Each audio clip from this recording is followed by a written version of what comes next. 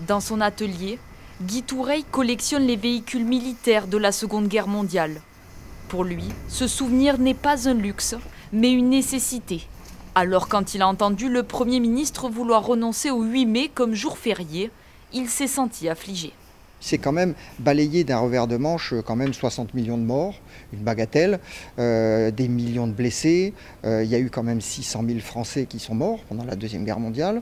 C'est les oublier totalement pour faire un petit bénéfice de l'État qui sera distribué on ne sait où. Passé l'aspect historique, la suppression de ce jour férié et du lundi de Pâques, comme le veut François Bayrou, aurait forcément des conséquences sur le tourisme.